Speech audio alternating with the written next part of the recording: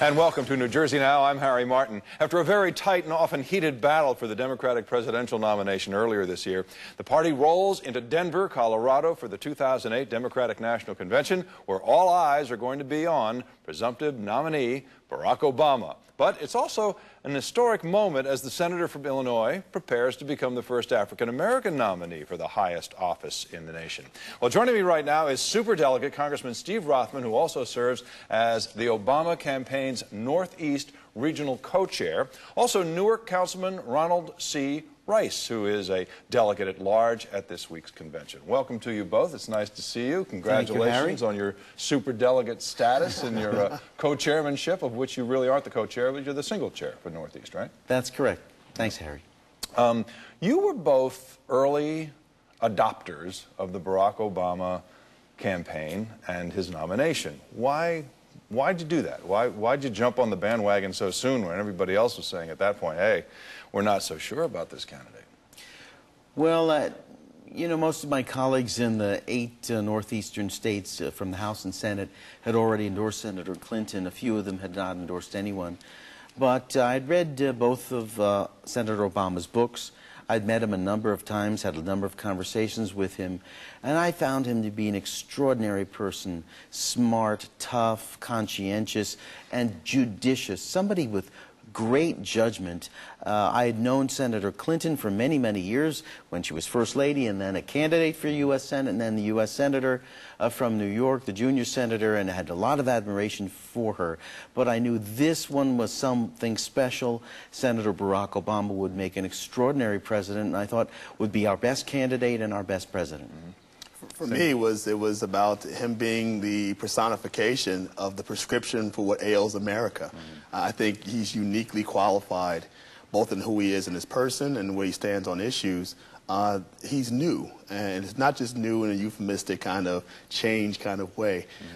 He is the personification of change, both by his cultural background, both by his ability to embrace new technologies, new ways of thinking, progressive thoughts, but also pragmatic decision-making that doesn't embrace left or right. It embraces what actually works. And I saw that as millions did later, but I saw that in him early on as opposed to the other candidates. I think we had a fine field, probably the best field we probably ever put forth for presidential race, but there was something uniquely different about him that I thought was best for America and best for New Jersey.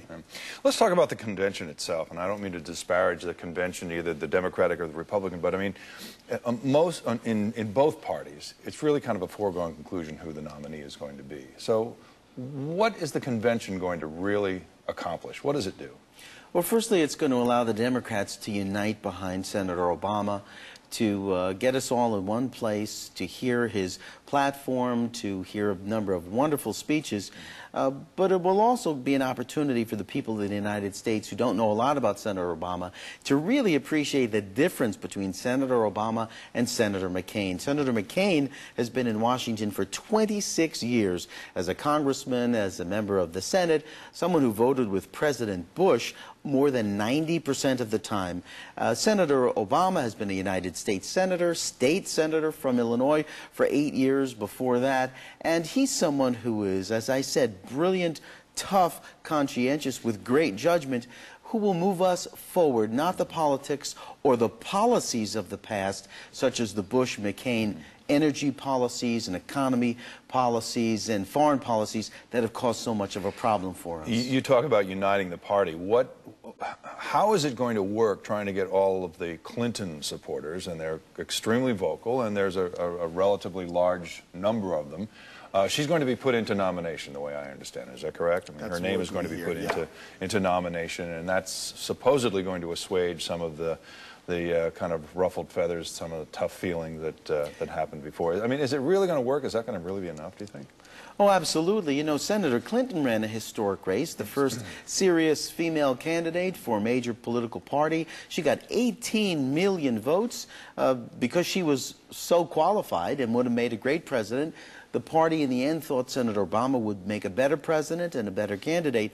But now we have the Clinton and Obama people united. We know that this nation cannot afford another 4 years after 8 years of the Bush-McCain economic policies, energy policies and foreign policies, which I said, Harry, have left us in such bad shape here at home and abroad. And Harry, if I could just add real quickly, the Barack Obama and the Democratic Party knows we need Hillary Clinton. We need Bill Clinton. But if that being the case, that leads into my next question. Forgive me for interrupting you. You need them, but yet there's a problem there. I mean, it's no secret that there is a rift between Bill Clinton and Barack Obama. Well, let me. I don't think that's been healed. Well, but again, when you talk about unity, about issues, and about what confronts this nation, about having the listen, 95% of the Hillary Clinton stance on issues is Barack Obama's stance on issues. It's the Democratic Party alternative to what has been 8 years of just disastrous and drastic, badly policies for the cities of like Newark and Jersey City, but for the states like New Jersey as well. But on top of that, understand one thing. Hillary Clinton not only got out of the race earlier than most other contested races in our history, a lot earlier than 1980 when Kennedy versus Carter, but she's been on the stump for Barack Obama saying, I support this man. The voters have chosen, and that she ought to be commended for doing that, for understanding that she has an historic run, but that the needs and desires of this community, of this nation, are far greater than any kind of nuanced policy differences between the two candidates. They stand for the same principles and same policies. And yet, I think you'll agree that politics is not just about policy, it's not just about principle, but it's also largely about emotional investment in a specific candidate, and you just can't put that aside. No, you're absolutely right. And listen, if Senator Obama had lost the nomination, there would have been some hurt feelings from his supporters. So we well can understand some hurt feelings on Hillary's supporters' part. But we do know that they see America's interests as greater than which candidate one fought for first. We know the country cannot afford 4 more years of Republican policies that have been so much about the past, so wrong on the economy, so wrong about energy policy, and so wrong about foreign policy. We need the Democratic view, the progressive view, common sense, as Ron said, not Democrat or Republican, but smart policies from a 21st century guy like Barack Obama. Smart, tough, conscientious, and judicious. Not someone who will jump to war, but someone who is tough enough to defend America. Okay, and what to do about Bill Clinton? He's going to speak. Well, we're happy to have the president, former president of the United States, join us.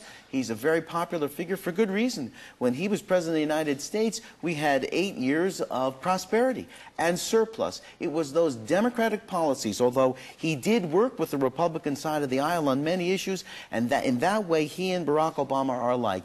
Barack Obama will follow Democratic progressive policies, but will work with common sense, good moderate Republicans to move the country forward. Not the Bush, Cheney, McCain group, but moderate Republicans like we have in New Jersey who want to change in direction all across the board because we deserve it and our kids deserve it. I remember the Democratic Convention 4 years ago in Boston. It was a well-orchestrated event, as was the Republican Convention.